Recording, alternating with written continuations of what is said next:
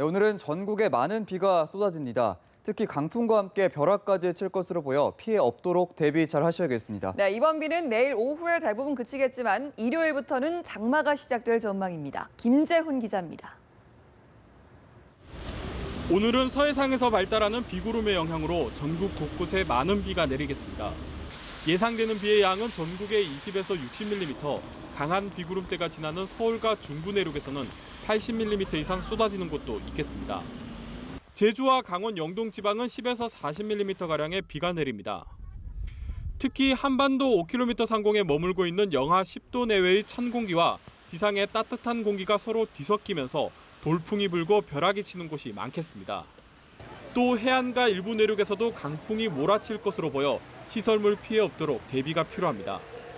이번 비는 내일 오전 소강 상태에 들기 시작해 오후에는 대부분 지역에서 그치겠습니다.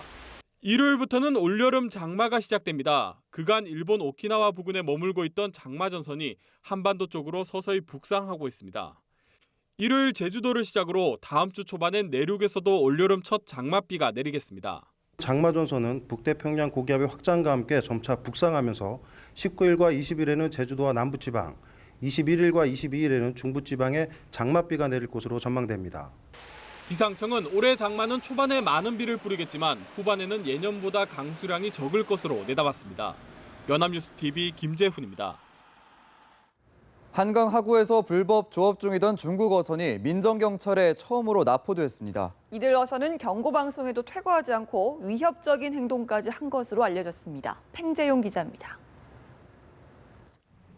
군과 해경, 유엔사로 구성된 민정경찰의 퇴거 작전으로 한강 수역에서 물러났던 중국 어선들. 저녁 무렵 슬그머니 한강 중립수역으로 다시 진입했습니다. 하지만 작전 태세를 유지하고 있던 민정경찰의 감시망에 곧바로 포착됐고 고속단정이 즉각 현장으로 출동해 바로 퇴거 작전에 돌입했습니다.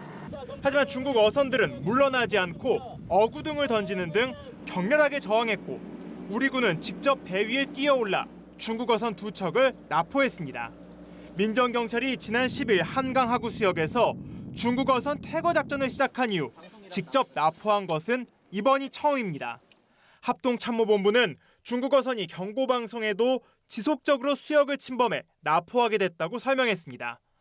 납포된 어선에는 14명의 선원이 타고 있었으며 이들을 인계받은 해경은 불법 조업 경위 등을 조사할 방침입니다. 현재 북한 연안에는 6척의 중국 어선이 머무르고 있는 것으로 알려졌습니다. 우리 군은 한강 하구 중립수역에서 중국 어선이 철수할 때까지 지속적으로 단속 작전을 실시할 것이라고 강조했습니다. 연합뉴스TV 팽재용입니다. 롯데그룹에 대한 전방위 수사에 나선 검찰이 롯데건설과 케미칼 등 주요 계열사 10여 곳에 대해 2차 압수수색을 벌였습니다. 네, 검찰은 3년 전 호텔 롯데가 리조트 사업 부문을 인수하던 과정에 주목하고 있습니다. 이재동 기자입니다. 지난주 롯데그룹 본사 등에 대한 대대적인 압수수색을 벌인 지 나흘 만에 검찰이 또다시 계열사에 대한 2차 압수수색에 나섰습니다. 롯데건설과 롯데케미칼, 롯데칠성음료와 롯데제과 등 10여 곳이 압수수색 대상에 포함됐는데 계열사 숫자로만 보면 압수수색의 범위는 지난주보다 더 커졌습니다. 검찰 관계자는 계열사 간의 자산 거래와 부동산 거래 과정에서 비리 정황이 포착된 데다 지난주 압수물을 분석하는 과정에서도 추가로 확인할 부분이 나왔다고 배경을 설명했습니다.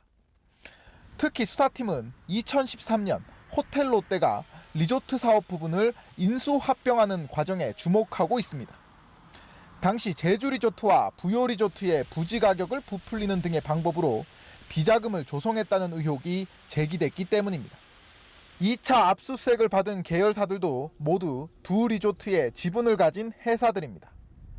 검찰은 당시 인수합병 과정이 적절하게 진행됐는지 또 회사 가치 평가는 제대로 이뤄졌는지 등을 살펴보고 있습니다. 한편 검찰은 이번 압수수색에서 일부 계열사의 조직적인 증거인멸 정황을 추가로 발견했습니다. 검찰 관계자는 일부 임원의 금고와 책상 서랍이 비어 있었으며 컴퓨터와 하드디스크를 파기하고 서류를 집이나 물류 창고에 보관하다 적발된 경우도 있었다고 밝혔습니다. 연합뉴스TV 이재동입니다.